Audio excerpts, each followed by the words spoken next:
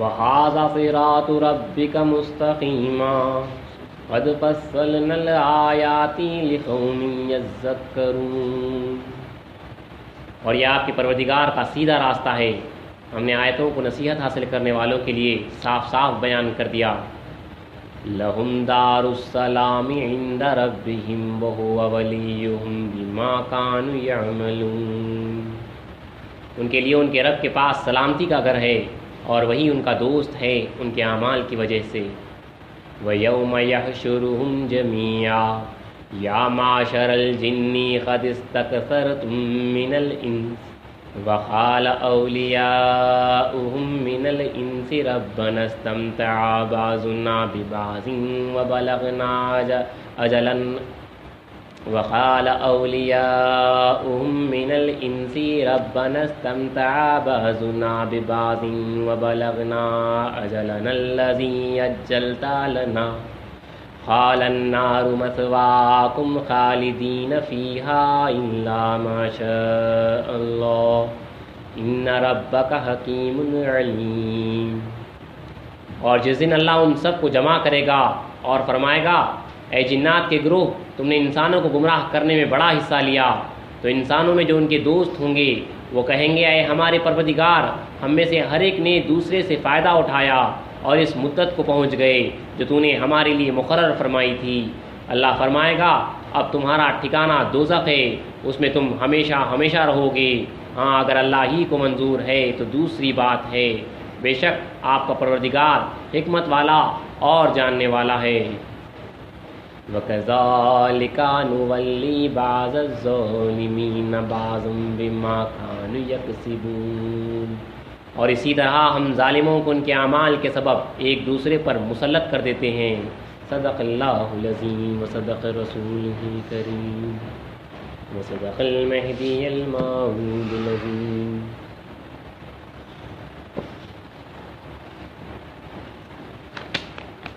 آداب بندگی میں آئیے سنتے ہیں امامت کے آداب، یعنی جو نماز کا امام ہوتا ہے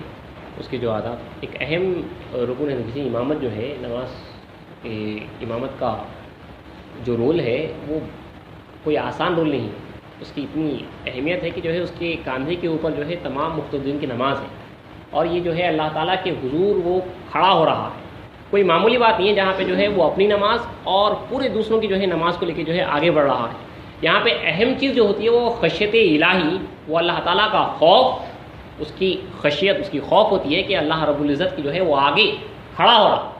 اور جو ہے اس کا شوق، ملنے کا شوق، اس کو دیکھنے کا شوق، دیکھ رہا ہو یا جو ہے دیکھنے کی جو ہے امید رکھ رہا ہو، جیسا کہ رسول نے جو ہے تعلیم دی ہے۔ تو خوف اور شوق کے ساتھ جو ہے ایک اہم چیز ہے نماز کے واسطے، کسی بھی بندگی کے واسطے اللہ تعالیٰ کی جو ہے خوف اور شوق ہی کے ساتھ جو ہے اس کی جو ہے بندگی ہوگی۔ اس کے بعد جو تمام احکامات وغیرہ بتائے گئے ہیں جو ہے یہ اس کے بعد کی چیزیں ہیں، خوف اور شوق ہونے کے بعد کی جو ہے یہ چیزیں ہیں کہ وہ کس طرح کا جو ہے امام ہو، کس طرح کی جو ہے قابلیتیں وغیرہ ہو، یہ خوف اور شوق کی بات ہے، کیونکہ وہ اللہ رب العزت کی جو ہے حضور کھڑا ہو رہا ہے۔ اور اس بات کو جو ہے ایک مثنوی میں بتایا گیا تھا کہ جو یہ نماز ہے جو ہم اللہ تعالیٰ جو آپ قیام کر رہے ہیں، اس کے حضور جو ٹھہر رہے ہیں، جو رکوع کر رہے ہیں اور جو سجدہ کر رہے ہیں، یہ کہا جاتا ہے کہ جو ہے حقیقت میں جو ہے قیامت کی شکل ہے، جس دن اللہ تعالیٰ کے حضور جو ہے ہم حساب کتاب کے واسطے جو ہے جمع ہوں، جب اللہ رب العزت کے حساب کے سامنے جو ہے کھڑے ہوں گے تو پورے جو ہے قیام کی حالت میں جو ہے کھڑے ہوئے ہوں گے، تو وہ سوال کرے گا کہ تم نے جو ہے کس طرح کی جو ہے زندگی گزاری، وہاں پہ جو ہے سوالات ہوں گے، تو تمام بندگان خدا جو ہے لرزتے درزتے وہاں پہ جو ہے خشیت الہی ان کے پکار تالی ہوگی، نظریں نیچے کیے ہوئے، اپنے ہاتھوں کو جو ہے ناف پہ باندھے ہوئے، لرزتے تھرستے جو ہے وہاں پہ خشیت میں جو ہے ٹھہرے ہوئے ہوں گے۔ اب وہ جو ہے حکم کرے گا کہ جو ہے سر اٹھاؤ اور جواب دو، تو جو ہے وہ سر اٹھائیں گے اور ان سے جو ہے رہا نہیں جائے گا اور حالت رکوع میں چلے جائیں گے، اس کے سامنے جو ہے جھک جائیں گے۔ پھر حکم ہوگا کہ جو ہے سروں کو اٹھاؤ اور جو ہے جواب دو، اٹھیں گے اور پھر اتنی خشیت زیادہ طاری ہو جائے کہ جو ہے سجدوں میں گر پڑیں گے۔ پھر اللہ کا حکم ہوگا کہ جو ہے اٹھو اور جو ہے اپنی زندگی جس طرح گزاری ہے اس کا جو ہے جواب دو، حساب کتاب ہوگا۔ تب جو ہے وہ حالت قاعدے میں بیٹھیں گے اور کچھ امید نہیں بن پڑے گی، تو سیدھی طرف دیکھیں گے کہ تمام پیغمبروں کی جماعت ہے جو خشیت میں ٹھہری ہوئی ہے، اور بائیں طرف دیکھیں گے تو تمام اولیاء کرام کی جماعت ہے جو اللہ کی خشیت میں جو ہے لرز رہے ہیں۔ تو یہ جو ہے قیامت کی شکل ہے، جہاں پہ جو ہے اللہ تعالیٰ جو ہے ہم ہر روز جو ہے 5 وقت جو ہے نماز گزار رہے ہیں۔ اب دیکھیے ایسا ہو جاتا ہے کہ جو ہے بغیر اس کو یاد کیے، بغیر خوف کے، بغیر شوق کے نمازیں پڑھتے اور نکل جاتے، ایسی بھی حدیث شریفہ روایتیں آئی ہیں کہ جو ہے ایسی بھی بندگان خدا ہوں گے جن کے اوپر جو ہے ان کی نمازیں جو ہے پھینک دی جائے گی. تو اللہ تعالیٰ کی دیکھیے جو عجیب دربار ہے اس کا، جہاں پہ جو ہے رسول اللہ فرماتے ہیں کہ اس کے دربار کا جو ہے عجیب معاملہ ہے، جہاں پہ جو ہے 90,000 سال کا عابد ایک لمحے میں جو ہے رد کر دیا جاتا ہے، تو کبھی 90,000 سال کا فاسق جو ہے مقبول کر لیا جاتا ہے. تو ہماری نمازیں، ہماری بندگی، ہمارا قیام، ہمارا رکوع، ہمارا سجدہ جو ہے اس کے واسطے کوئی بڑی چیز نہیں ہے. ایسے کئی بندگان خدا ہے، کئی فرشتے جو عبادت کیے جا رہے ہیں. تو یہاں پہ خشیت اور خوف اہم چیز ہے، کیونکہ جو ہے ایسے کئی اولیاء کرام گزرے ہیں جو ہے انتقال کے بعد کسی کے خواب میں آ کے فرمائیں کہ اللہ تعالیٰ کی طرف سے جو حکم، جو ان کا حساب کتاب ہوا تھا، تو کہا کہ جو ہے ساری زندگی کی عبادت جو ہے ضائع ہو گئی. اس نے کہا کہ جو ہے تم نے فلاں وقت پہ جو ہے ایک جو نماز پڑھی تھی، اس نے کہا جو ہے ایک رکعت ہمیں پسند آئی، اسی کے طفیل میں جو ہے تمہیں بخش دیا جاتا.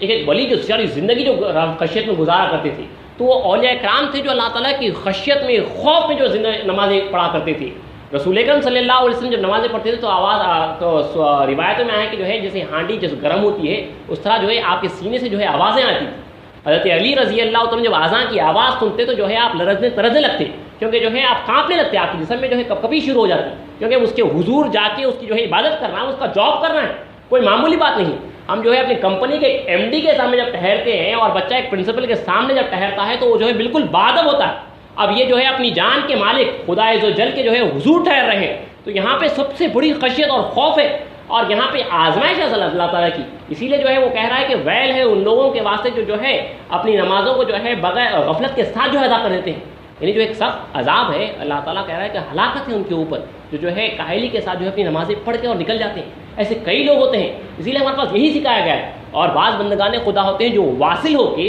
اپنی نماز کو جو ہے معراج بنا کے جو ہے ادا کرتے ہیں. ایسے کئی اولیاء کرام بھی گزرے ہیں، ایسے ایک ولی اللہ بھی گزرے ہیں جو نماز پڑھتے تھے، امامت کرتے تھے، اور سیدھی طرف کا سلام پھیرے تو تمام سیدھی طرف کے مصلی اولیاء بن جاتے، اور تمام بائیں طرف کے مصلی جو ہے حفاظ بن جاتے، حافظ بن جاتے. ایسے بھی گزرے ہیں، ان کے پیچھے بھی ایسی بھی جو ہے نمازیں ہوئی ہیں. تو دیکھیے نماز کا بہت اہم رول ہے، اور امامت کا تو جو ہے اسی لیے کہا جاتا ہے کہ مرشدی اور امامت جو ہے بغیر خواہش کے کرنی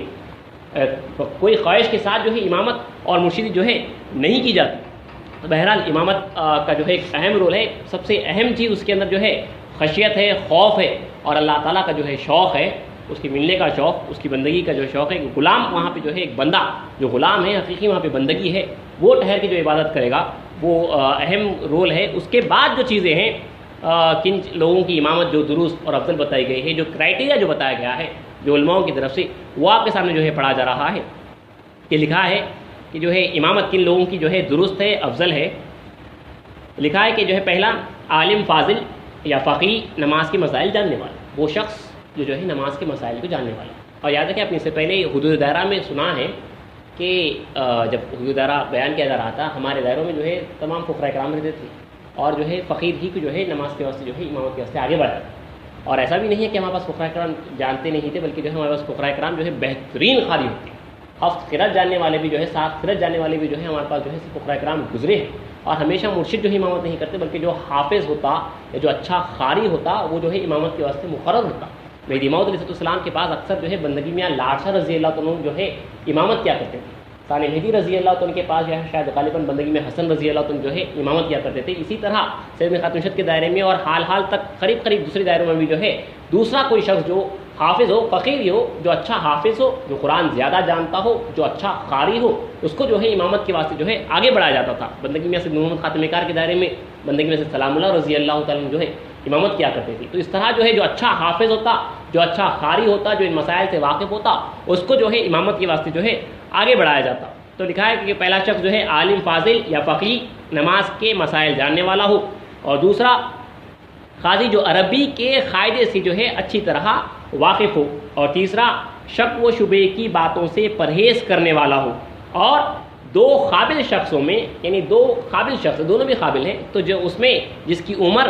زیادہ ہو وہ جو ہے امامت کے واسطے آگے بڑھایا جائے گا. اور وہ شخص جس سے قوم اس کی راضی اور خوش ہو، یعنی جو اس کے جو لوگ ہیں، جو اس کے مریدین وغیرہ ہیں، وہ اس سے جو ہے راضی اور خوش ہو. اور لکھا ہے کہ جو ہے لباس شرعی پہنتا ہو اور داڑھی مونچھ شرعی رکھتا ہو. کیونکہ بعض روایت میں ہے کہ جس کو داڑھی نہیں ہے اس کو جو ہے امامت کرنا ہی نہیں. داڑھی کی جو ہے بہت اہم چیز بتائی گئی ہے، وہ متشرع ہو، داڑھی وغیرہ رکھتا ہو اور شرعی لباس پہنتا ہو، اس کے آستین جو ہے پورے ہو، کیونکہ جو ہے اللہ کا دیا ہمیں پس سب ہوتا ہے، ورنہ تو جو ہے صرف ستر عورت اگر ہے تو کافی ہے، لیکن جو ہے امامت کے واسطے جب لباس پورا ہے تو اس کے جو ہے کپڑے مڑے ہوئے نہ ہو، وہ جو ہے ٹخنوں کے اوپر جو ہے اس کے کپڑے پیجامہ رہے، آستین جو ہے اس کے پورے جو ہے کلائی تک رہے، کپڑا مڑا ہوا نہ رہے، امامہ باندھتا ہو۔ یہ جو ہے رسول اور ہمارے پاس کی تقلید رہی ہے، بس ہمارے پاس کے مرشدین فقراء کرام جو ہے بغیر امامے کی جو ہے نماز نہیں پڑھاتے تھے، یہاں تک کہ جو ہے رسول کی جو حدیث مبارکہ بھی ہے کہ ایک نماز امامے کے ساتھ اور امامے کے بغیر جو ہے 70 درجہ جو ہے افضل ہے اس نماز سے جو امامے کے جو ہے بغیر یعنی شملے کے بغیر جو ہے ادا کی جاتی ہے۔ تو یاد رکھیے لباس شرعی پہنتا ہو اور داڑھی مونچھ رکھتا ہو، اور جو امامت اجرت سے نہ کرتا ہو، یہ تو ہمارے پاس نہیں ہے، یعنی جو پیسے لے کے جو نماز پڑھتا ہے، نماز پڑھاتا ہے، اس کے پیچھے نماز جو ہے جائز نہیں ہے۔ اور لکھا ہے کہ جو ہے امام کے سیدھے بازو یا عین پیچھے کوئی مقتدی جو قابل امامت کے ہو وہ کھڑا ہو، یعنی امامت کے ہو گئے جو ریکوائرمنٹس تھے، لیکن اب امامت کے پیچھے بھی جو ہے وہ شخص ہے جو ہے قابل امامت ہو، نائب امام جو ہے وہ بھی جو ہے قابل امامت ہو۔ جب امام کا وضو ٹوٹ جاتا ہے تو اس کو جو ہے آگے بڑھنا ہوتا ہے، وہ انشاءاللہ جو ہے آپ کو آگے بتایا جائے گا۔ تو آگے لکھا ہے کہ پھر جو ہے ایسے لوگوں کی امامت مکروہ تنزیہی ہے، اور بعض اس کو جو ہے مکروہ تحریمی کہتے ہیں، حرام کہتے ہیں۔ کن کی امامت؟ جو امامت جو ہے نہیں کرنا ہے ان لوگوں کو، کہ پہلا غلام، اور دوسرا گنوار، اور تیسرا فاسق یعنی بہت گنہگار، چوتھا بدعتی، پانچواں نوحہ گر اس کو کہتے ہیں جو مصیبت پر جو ہے چیخیں مار مار کر جو ہے روتا ہے، اور چھٹواں کوبڑا یعنی خمیدہ پشت جو ہے بالکل جھکا ہوا ہے، اور ساتواں بلا وجہ تنگ کرتا یعنی بلا وجہ کھنکارتا ہو، اس شخص کے پیچھے جو ہے نماز مکروہ ہے، اور آٹھواں خیرت میں غیر مقام پر وقف کرتا ہو، یعنی جو ہے یہ واقف نہیں ہے کہاں پہ جو ہے وقف کرنا ہے، اور نواں ولد الزنا یعنی حرام زادہ، دسواں دیکھیے یہ اہم نقطہ ہے، بہت خوش آواز یعنی اس کی آواز بہت ہی زیادہ خوش ہے، خوش آواز کے پیچھے اقتداء اس لیے نہ کرنا کہ مقتدی اس کی آواز سے لطف اندوز ہو کر اس کی خوبی میں مشغول ہو جاتا ہے اور حضوری نماز اس کی ترک ہو جاتی ہے۔ ایک اہم نقطہ ہے کہ اتنی بھی اچھی آواز اگر کسی کی ہے تو اس کو جو ہے نماز نہیں پڑھانا ہے، کیونکہ جو ہے اس کی آواز میں آدمی گم ہو جائے گا اور خدا کے حضور سے غافل ہو جائے گا، کیونکہ اہم اللہ کی حضوری ہے۔ غفلت جو ہے حرام ہے ہمارے پاس، کہ جو ہے خاری کی خیرت کی آواز میں گم ہونا نہیں ہے، بلکہ جو ہے آپ کو حاضر رہنا ہے، آواز اتنی اچھی ہو کہ جو ہے آپ کو جو ہے اللہ تک جوڑے، نہ کہ اللہ سے جوڑے۔ آواز اتنی بھی ایسی نہ ہو کہ جو ہے آواز میں مشغول ہو جا رہا ہے، اس لیے کہا ہے کہ جو ہے بہت خوش آواز، بہت ہی اچھی، بس ایسے روایتیں گزرے ہیں کہ جو ہے بعض بہت ہی زیادہ اچھی آوازیں تھیں، تو ایسا جو ہے نماز ان کے پیچھے پڑھنا جو ہے منع ہے، جن سے جس آواز سے غافل ہو رہے ہیں، یعنی اللہ کے حضور سے جو ہے غافل ہو رہے ہیں۔ اور لکھا ہے کہ اگر کوئی گانے کی آواز سے قرآن پڑھتا ہو تو پڑھنے والا کافر ہوتا ہے، گانے کی آواز سے جو ہے ہرگز جو ہے قرآن پڑھنا نہیں ہے، اگر پڑھتا ہو تو جو ہے وہ کافر ہوتا ہے۔ اور 11واں لکھا ہے کہ اگر پیخانہ یا پیشاب روک کر امامت کیا تو وہ بھی جو ہے مکروہ ہے نماز، بلکہ جو ہے وہاں پہ جائز نہیں ہے۔